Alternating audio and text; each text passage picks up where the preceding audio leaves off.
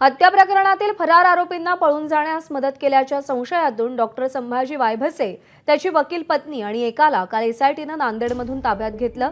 या तिघांची रात्री उशिरापर्यंत पोलिसांनी कसून चौकशी केली। त्यातूनच मुख्य आरोपी सुदर्शन घुले आणि सुधीर सांगळे यांचा ठावठिकाणा समजला, असं पोलिसांनी आपल्या प्रेस नोटमध्ये म्हटलंय। मुख्य आरोपींशी डॉक्टर वायभसेनं घटनेच्या दिवशी संपर्क केला होता, तसंच पैसेही डॉक्टरनंच पुरवले होते, असं या तपासात उघड झालंय।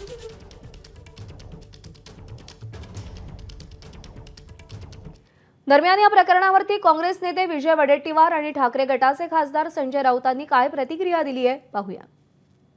पोलिसांवरती जनतेचा दबाव आहे, विरोधी पक्षाचा दबाव आहे। पोलिसांनी किंवा सीआयडीने आतापर्यंत केलेली कारवाई, मला असं वाटतं त्याच्यावरती आपण विश्वास ठेवला पाहिजे। मला असं वाटतं की बीडमध्ये आता सुरेश धस पुरेसे आहेत। सुरेश धस यांना देवेंद्र फडणवीसांचा आशीर्वाद आहे। धस साहेब आमचे जे काय बोलतायत ते फडणवीसांच्या आशीर्वादाशिवाय बोलणार नाहीत।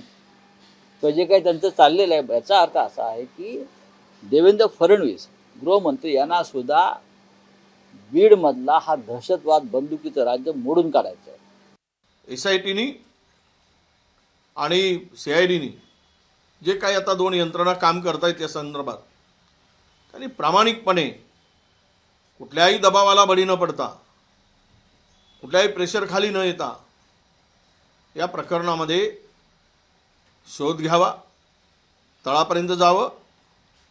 जी सगळी आरोपी आहेत त्या सर्व आरोपींचा उडबस हे मंत्र्यांच्याकडे होती, त्याचे अनेक पुरावे आहेत।